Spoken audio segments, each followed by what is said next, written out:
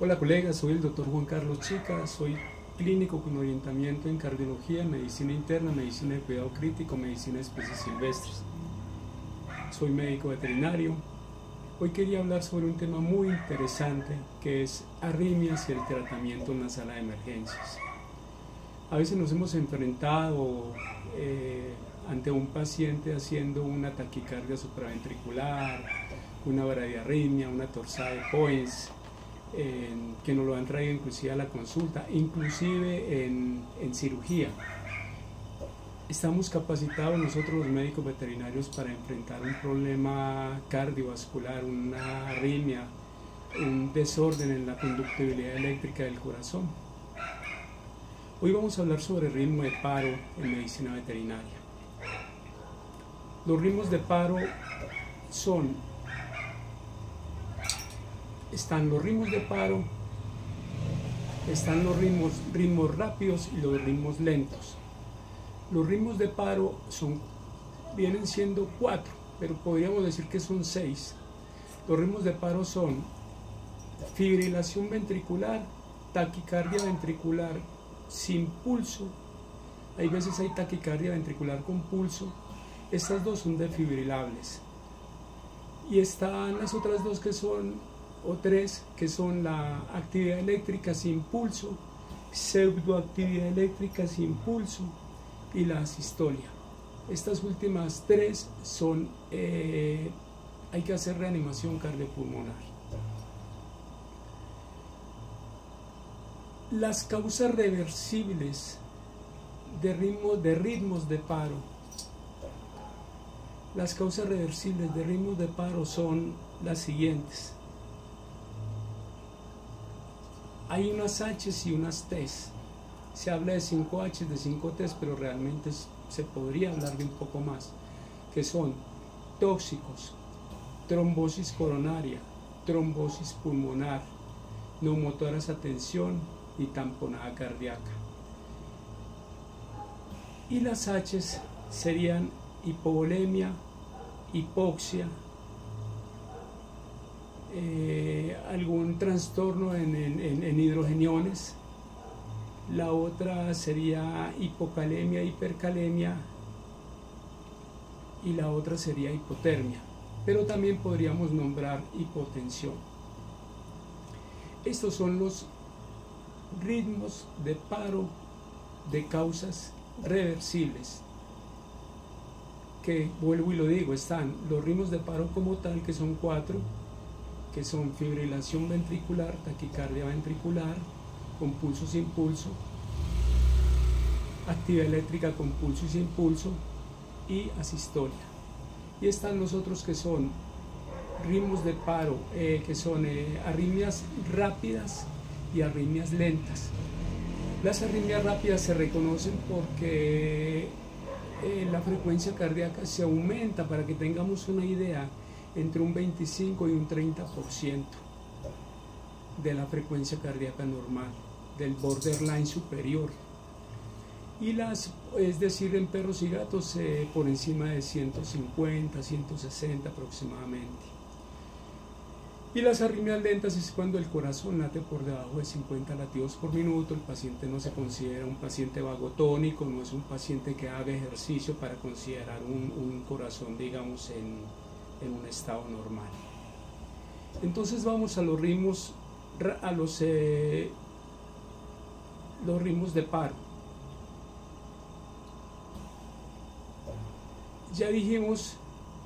Ya hablamos sobre el ritmo de paro, los 4 ritmos de paro. Los ritmos de paro defibrilables, que son fibrilación ventricular y taquicardia ventricular sin pulso. Lo primero que hay que hacer es asistir al paciente en su ABC. Entonces, controlar la entrada de aire, mirar cómo está la respiración, mirar cómo está la frecuencia cardíaca, aunque generalmente estos pacientes vienen en paro cardíaco. Pero lo que hay que hacer en ellos es lo primero que hay que hacer es una cardioversión de forma sincronizada.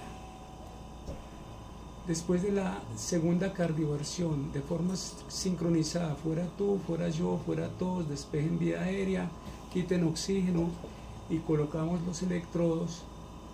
Entonces, ¿por qué? Porque los electrodos no pueden interactuar con el oxígeno, puede haber inclusive una flama, una llama, ¿no?, sobre el paciente. Entonces se hace cardioversión sincronizada, exactamente 0.12 segundos sobre la onda R, pero esto lo hace el monitor monofásico y el monitor bifásico. Sincronizamos después de la segunda y hacemos RCP. Seguimos haciendo RCP por cada 15, aproximadamente 15 o 20 frecuencias cardíacas, una ventilación, o por cada 5 una ventilación de RCP. Vamos a colocar adrenalina después de la segunda defibrilación. Colocamos adrenalina. Realmente es una defibrilación sincronizada, o sea, una cardioversión. Colocamos adrenalina, aproximadamente 1 miligramo, un bolo endovenoso de adrenalina. En pequeños animales podríamos hablar aproximadamente de 0.006 por kilo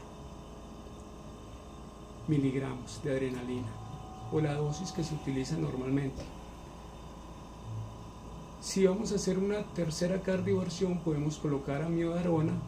La amiodarona la vamos a utilizar aproximadamente a unos 6 a 8 miligramos por kilo, y podemos colocar lidocaína de 1 a 1.5 miligramos hasta 2 miligramos por kilo endovenosa. Si necesitamos una cuarta defibrilación o cardioversión, vamos a colocar el antiarrítmico que estábamos colocando, o sea, la amiodarona o la lidocaína, lo vamos a colocar a la mitad de la dosis. Y en los ritmos de paro no defibrilables, pues este es más sencillo. Lo que hay que hacer es RCP más adrenalina, y se coloca cada 3 a 5 minutos RCP más adrenalina.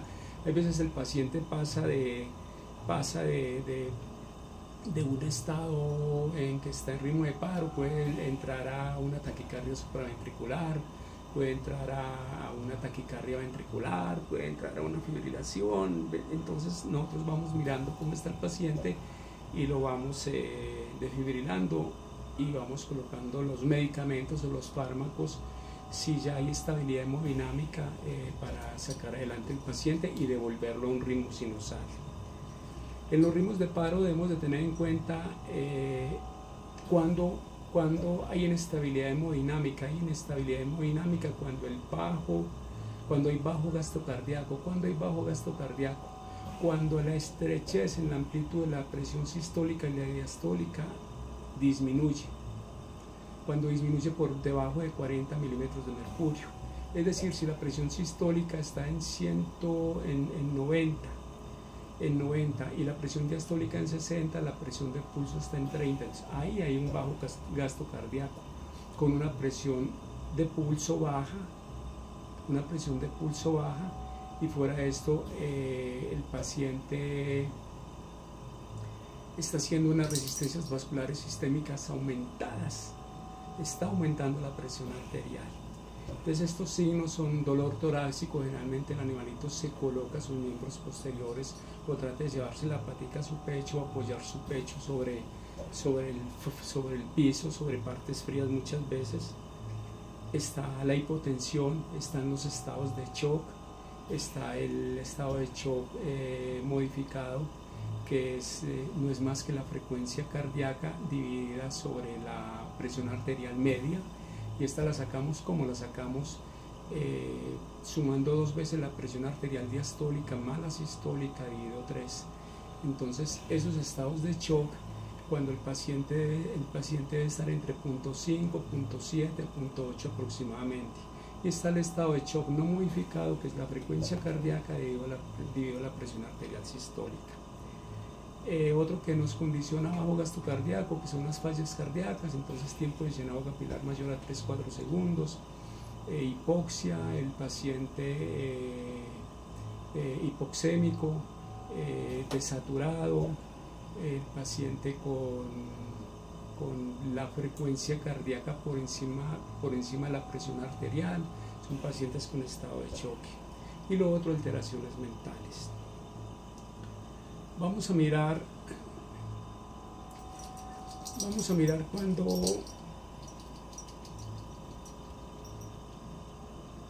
en los ritmos, vamos a pasar a ritmos rápidos.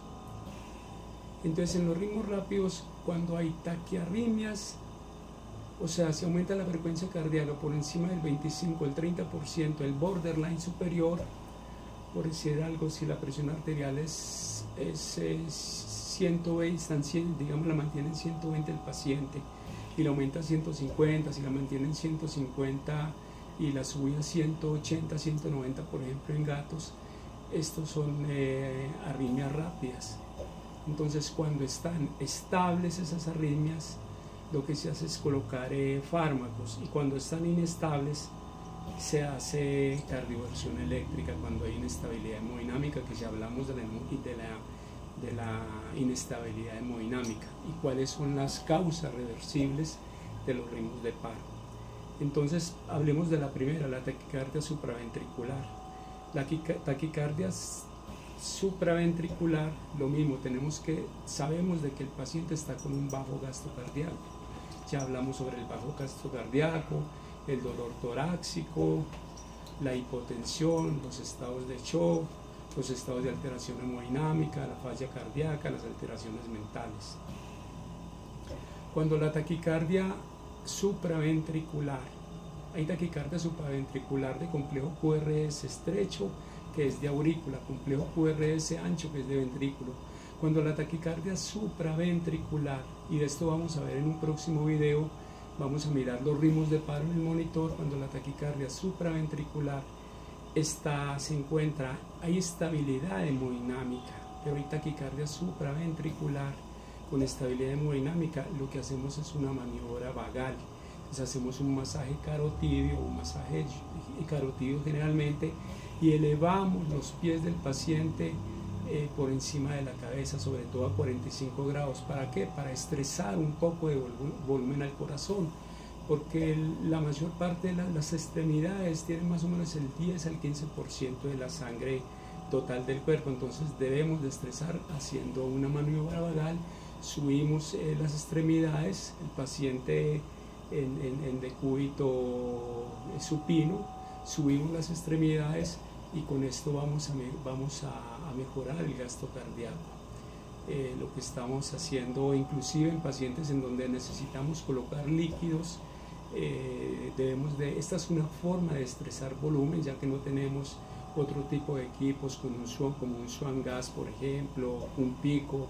Entonces esta es una forma de saber si se estresa volumen o no. Si el paciente responde ahora a volumen porque mejora la frecuencia cardíaca, mejora la frecuencia respiratoria, mejora la hipertensión, o sea, baja la presión arterial, y mejora el tiempo de llenado capilar más o menos en un 25%, y mejora el gasto cardíaco un 25%, a este paciente se le pueden colocar líquidos. De eso ya hemos hablado en otro tipo de videos. Entonces, generalmente lo que se hace, si la maniobra vagal no nos responde, lo que vamos a hacer es colocar amiodarona. Si la maniobra vagal no nos responde, colocamos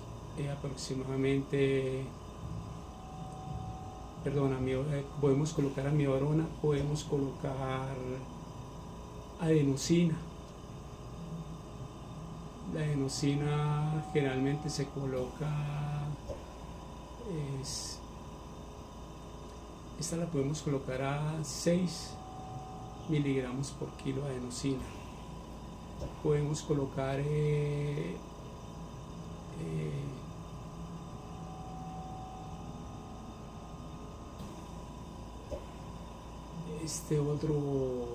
amiodarona, adenosina, y bloqueadores de los canales de calcio. En los bloqueadores de los canales de calcio, ojo con colocar verapamilo. El verapamilo mata a los perros, el verapamilo mata a los gatos. Se han visto pacientes que se les ha colocado verapamilo y han fallecido. Sí, baja la taquicardia, cierto, y baja inclusive la presión arterial, pero ellos no lo aguantan. Es mejor colocar un diltiazem en estos antagonistas de calcio, perdón. En estos ritmos rápidos, cuando la taquicardia supraventricular está inestable, lo que debemos de hacer es hacer una cardioversión eléctrica. Y esta cardioversión eléctrica la vamos a hacer aproximadamente de 1 a 1.5 joules por kilo. Sabemos que los monitores bifásicos tienen dos formas de corriente que les llegan al corazón, y el monofásico una sola. Es con lo que miramos con qué monitor estamos trabajando, con qué defibrilador, y vamos a colocar de 1 a 1.5 joules por kilo. Tenemos otro ritmo rápido que es el flitter o fibrilación auricular rápida. El flitter o fibrilación auricular rápida, realmente este es cuando está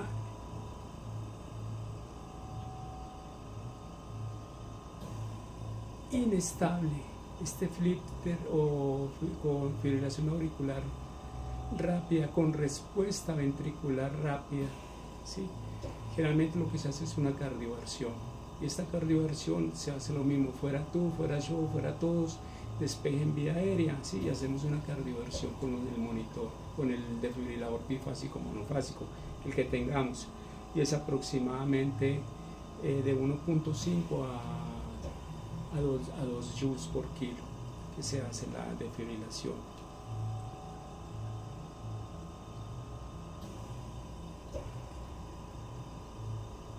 En el flitter o fibrilación auricular con respuesta ventricular rápida, cuando está estable, lo que se hace,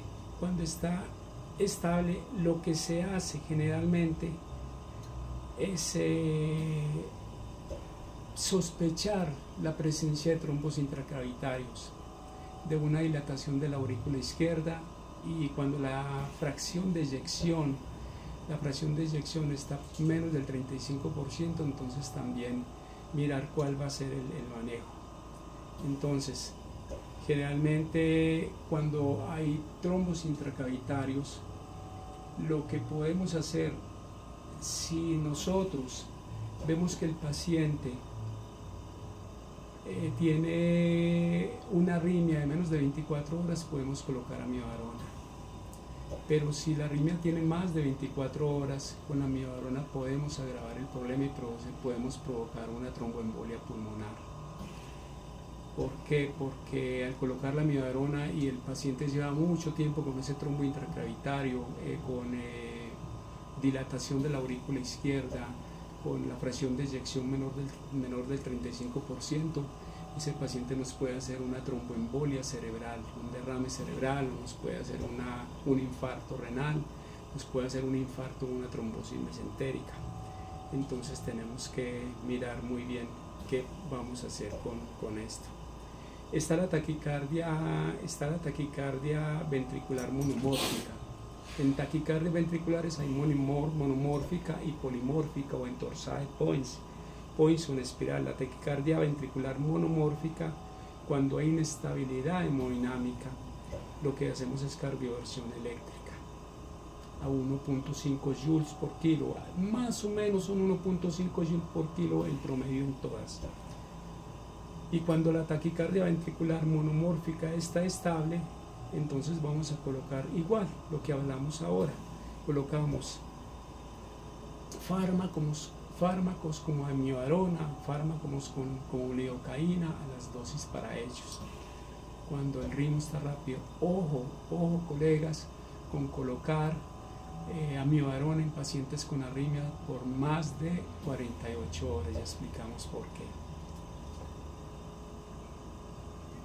Ahora tenemos la taquicardia ventricular polimórfica o entorsada de Points en espiral.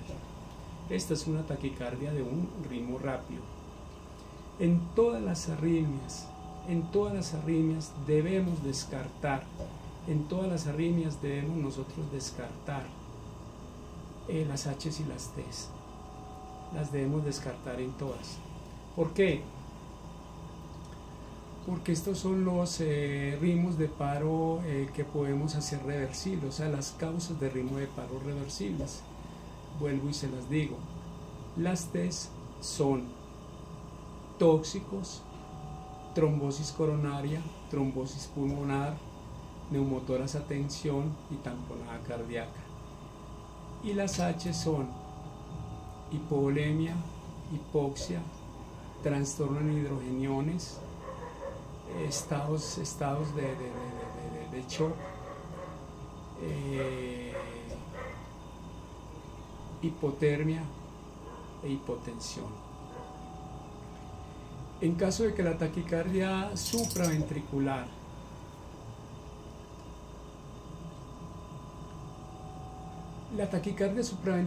puede ser un síndrome de preexcitación por una reentrada intranodal y hay que colocar adenosina. Entonces a veces me dicen, no, pero es que usted está hablando de una taquicardia ventricular monomórfica.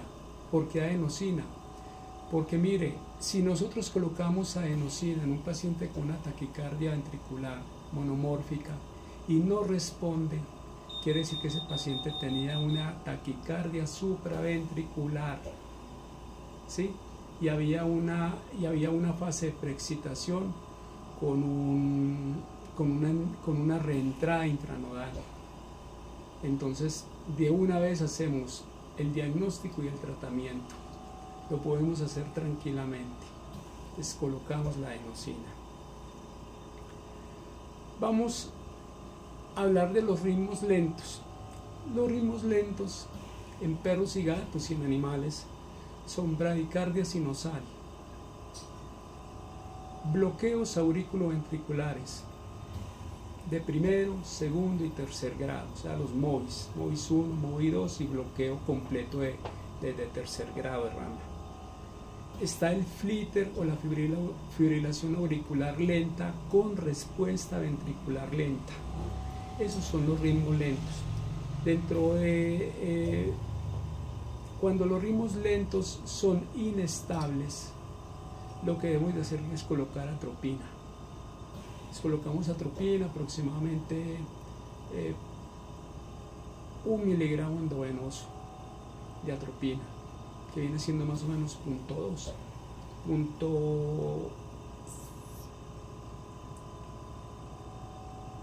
La atropina viene creo que es al 2. Bueno, colocamos 1 miligramo endovenoso cada 3 a 5 minutos de atropina y miramos si el paciente nos mejora la frecuencia cardíaca. Sabemos que este ritmo lento, la mayor parte de los pacientes hacen frecuencias cardíacas por debajo de 50. Si no nos da respuesta a la atropina, hay que colocar un marcapasos. Si no hay respuesta.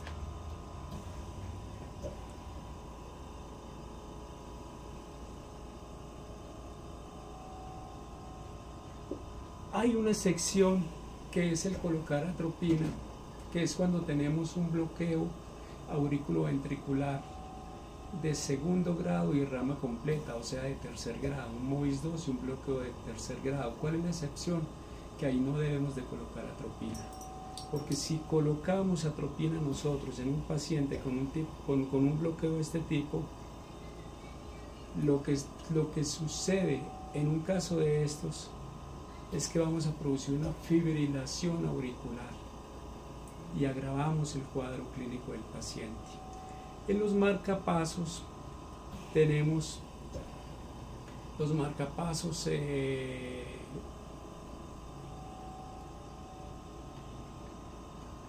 farmacológicos, los marcapasos endovenosos y están los marcapasos con dispositivo. Cuando vemos que un paciente no nos responde a la atropina, entonces podemos colocar, mientras está hospitalizado, un marcapasos endovenoso y luego colocar un marcapasos definitivo. Este tipo de marcapasos, y vamos a hacer otro video sobre esto, este tipo de marcapasos, generalmente aquí en Colombia el primer paciente reportado fue una perrita leche, el doctor Gabriel Betancourt y el doctor Jaime Álvarez, el doctor Álvarez, Javier Álvarez, colocaron un marcapaso hace aproximadamente 8 años. Este marcapasos, la mayor parte de este tipo de cirugías a nivel humano y en otras clínicas veterinarias del mundo se colocan por cateterismo, por hemodinamia, colocando un catéter a través de la yugular o a través de la carótida y bajando al orificio auriculoventricular o al ventrículo izquierdo, y allí se deja el dispositivo, se deja el catéter y se programa. Y son pacientes, de hecho era un paciente que estaba haciendo 16 de latidos por minuto, y se programa generalmente se programa entre 70 y 75 latidos por minuto. Luego hay el caso reportado de un gato, el gato Romeo, que fue operado en el Hospital CES en Medellín, con un equipo de médicos humanos, con electrofisiólogos y todo eso, y hemodinamistas y médicos veterinarios, y ese es el segundo caso de Romeo. De aquí a Manizales hubo una perrita que falleció el 18 de febrero del 2020, creo que fue, o 21, pero la perrita iba con una inestabilidad hemodinámica tremenda y le iban a colocar el marcapasos. ¿Por qué la dificultad de colocar marcapasos acá en el país?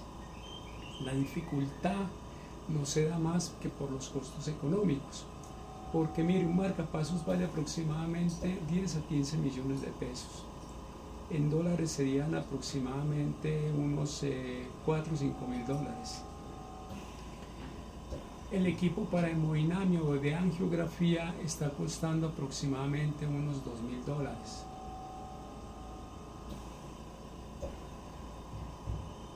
El marcapasos de 4.000 a 5.000 dólares, más el equipo médico y todo eso. Entonces esta es una cirugía que aproximadamente se puede subir a los 6, 8 mil dólares, 6, 7 mil dólares aproximadamente, o sea, unos 25 a 30 millones de pesos. Esta es la dificultad. En esa época pues se recogieron esfuerzos, se llamó a una parte, a la otra, en donde podían dejar los equipos mucho más baratos, pero lamentablemente esta perrita Toby falleció.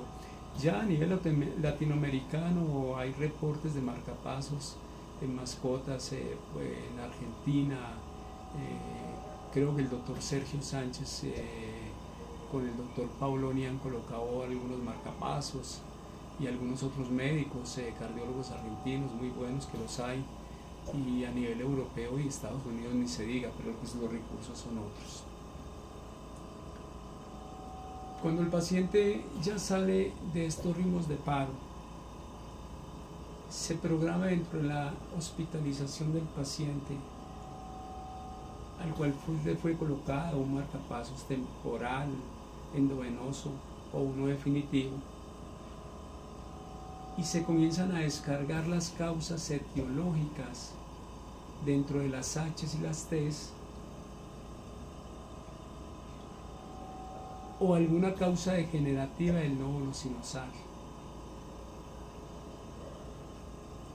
Hay que evaluar el paciente crítico en emergencia como debe de ser, evaluar vía aérea, evaluar circulación, ventilación, estado de alerta, estado hemodinámico del paciente, y en general todo el abordaje global que se le da a un paciente crítico.